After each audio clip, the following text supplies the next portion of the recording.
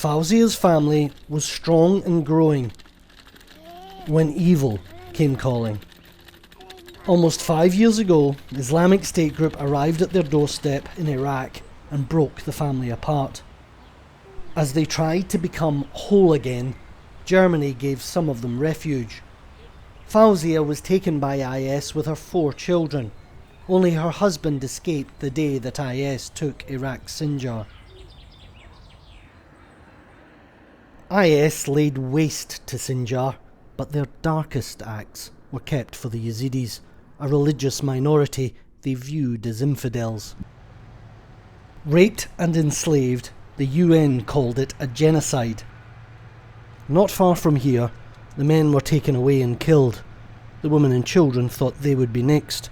Fauzia endured it all. Our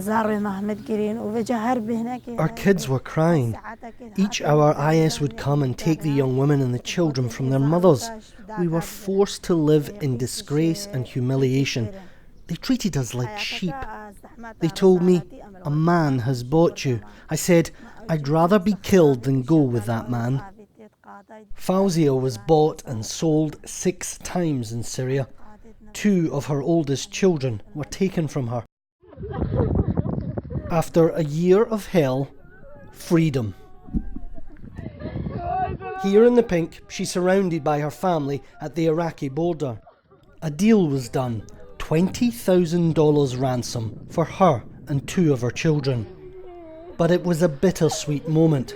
Her eldest son Nashat and daughter Jolene were still trapped in Syria with IS. They asked me to take off the black dress of IS. I still couldn't believe it. I thought it was another of their tricks. I said to myself, I've already lost 2 of my kids, but at least getting the 2 youngest boys out is a good thing. Nearly 4 years later, in March this year, 9-year-old Jolene was found. Safely in Iraq, she waits to be reunited with her family.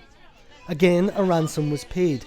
If she'd have been just a few years older, IS would have forced her to marry a foreign fighter. But where was 11-year-old Nashat? He was still missing, still in the Islamic State group's grip. He was here, in the nightmare of Baghouz, where IS made the last stand of its doomed caliphate. IS stole his family and his childhood. They forced him to convert to Islam, but incredibly, he made it out alive. We found him in Syria. They would buy us children, no matter what the age, and make us servants, and buy women of any age and make them wives. They treated their children nicely, like a piece of gold, but they kicked us out at night to sleep in the garden or the sheepfold. I don't know why they would buy us if they didn't want to look after us.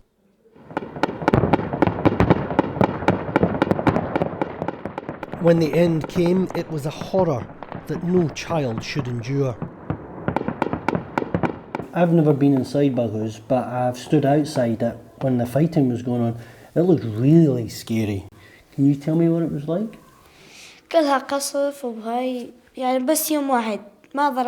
Bombing. There was only one day without bombing. A vehicle full of arms exploded, and other vehicles full of weapons exploded, at least 200. The cars and tents were full of weapons that night. Everywhere was red. In the morning, everything was burned. Houses and tents melted, and glass and iron too. Nashat is free, but still lost.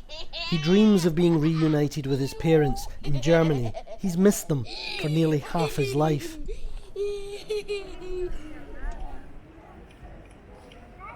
And today, his mum is coming to get him. Fauzia is travelling in the hope of bringing Nashat and Jolene back to Germany to be with the rest of the family. Thousands of miles away in Iraq, dressed in their best, they sit. It's been a long wait. So long, in fact, they have 2 brothers they've never met.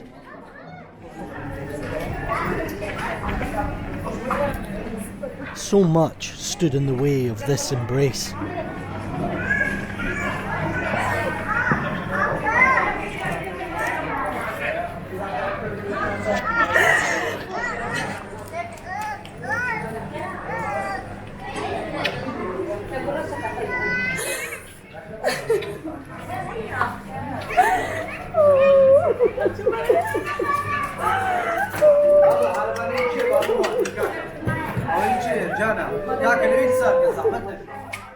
Together at last, they are a family that refuse to be beaten by terror and hate.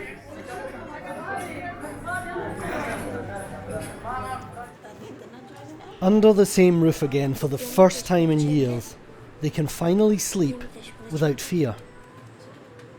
We all know the Islamic State group's crimes on the battlefield, but this is where it's really felt.